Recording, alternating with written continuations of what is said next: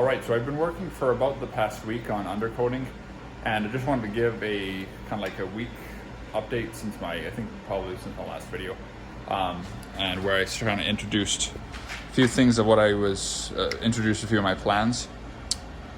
So just wanted to give a little bit of an update.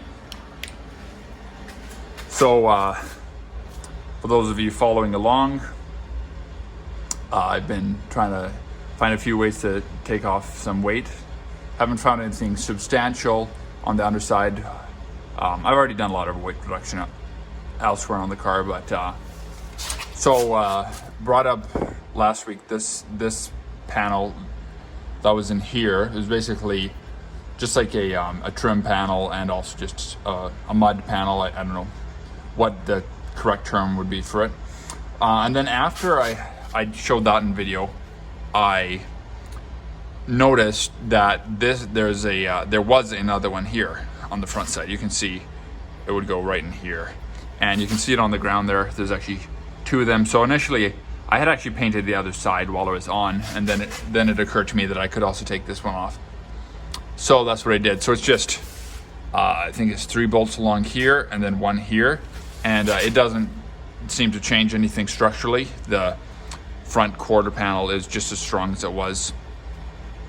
So yeah, then I spent a lot of time rust removing.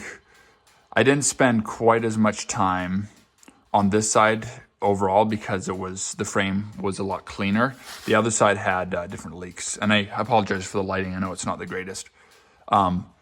Also, I did decide to just take the extra time to take all the undercoating off. I know I need a brighter light, but yeah, looks good. Hopefully it'll adhere. Definitely not doing as in-depth rust removal as I would like, because obviously, you know, aside from taking the car apart, you can only kind of do so much as far as trying to get in different spots.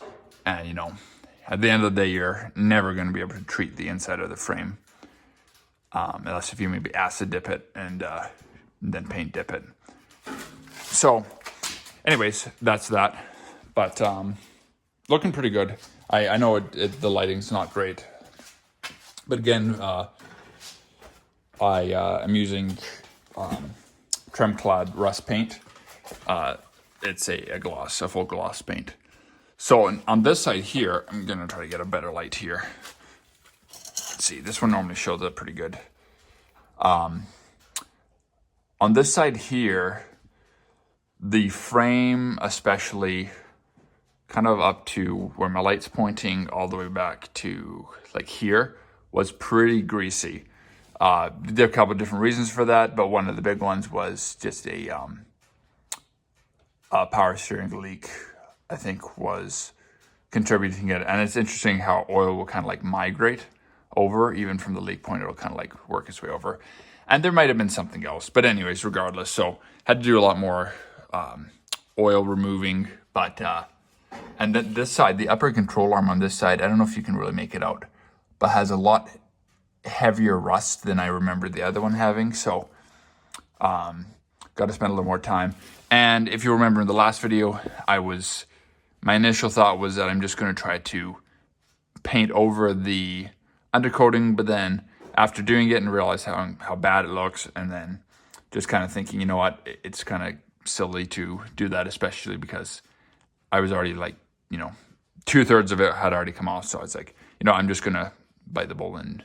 And then also I discovered a better way to take it off. I did put up a short video on that, but so far, I know other people have commented on other tools such as a needle scaler, which I would love to try at some point, but to get a good one is, you know, a couple $100. So that's not going to happen right away.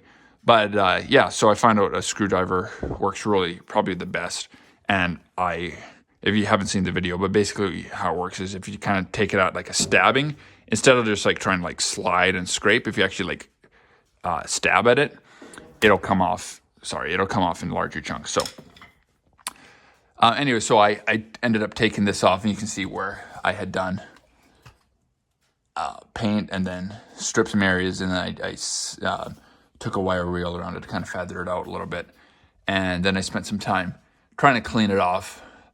I don't know how, you know, with using a single stage non-activated rust paint, like I don't know how picky I need to actually get with surface prep to do a you know, a bare metal prep on everything under here would just be so in depth and so astronomical. I think it's just kind of out of the question. Plus, you know, it seems silly to do like a full metal prep on parts you can access all the while, you know, the underside of it being raw. You know, like for instance, like under here, I haven't actually peeked my head under here, but you know, presumably the worst of the rust is up here, but who knows? Like obviously, like splash and stuff has gotten into there.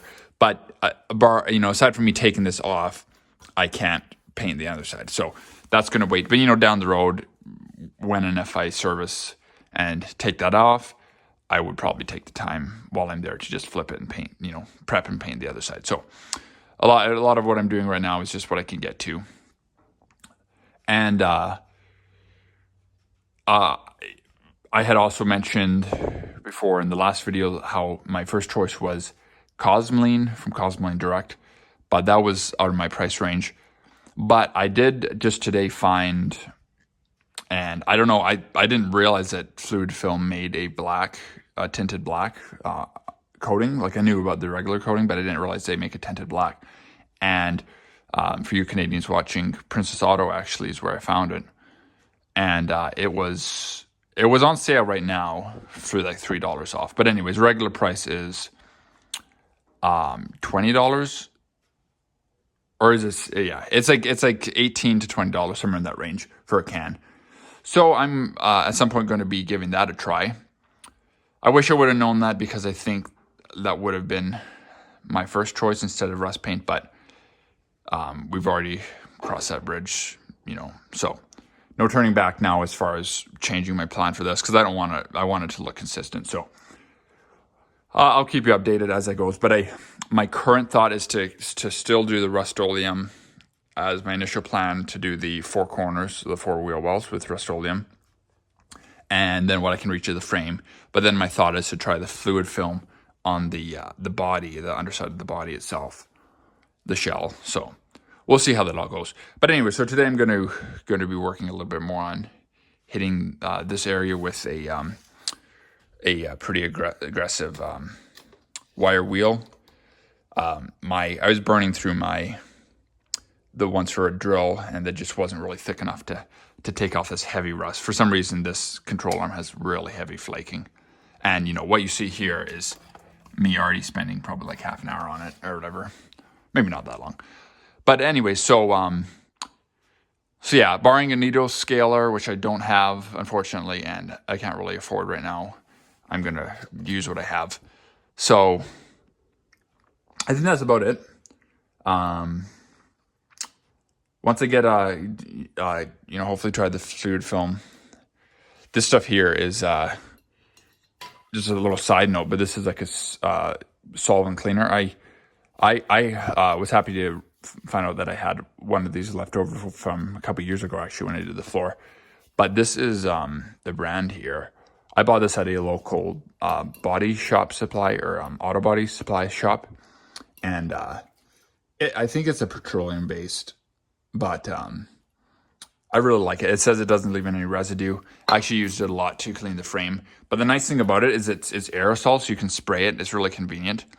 And also it doesn't smell. It's not super strong. Like for instance, using acetone or trying to spray acetone, as you know, for those of you, you know, it's extremely potent and just, yeah. Whereas this stuff it actually kind of smells kind of nice. So yeah, it smells kind of like a petroleum, like an oil-based paint kind of, but not even that strong. So just wanted to throw that out there. And I don't remember, I think it was fairly spendy, but you know, it's a large can and it does go pretty far. So yeah, that's about it. Got some more goodies coming in the next, I don't know, over the next week. But I'll probably do a few more videos updating as I go, but just wanted to kind of give a weekend update. And yeah, that's about it. Nothing really to share other than just my progress for the week. So yeah, I think that's it. So thanks for watching. And if you're new here and interested in following along with the build, or even just kind enough to subscribe and like and comment on the video, I would appreciate that as well. So thanks for watching, and I'll see you in the next one.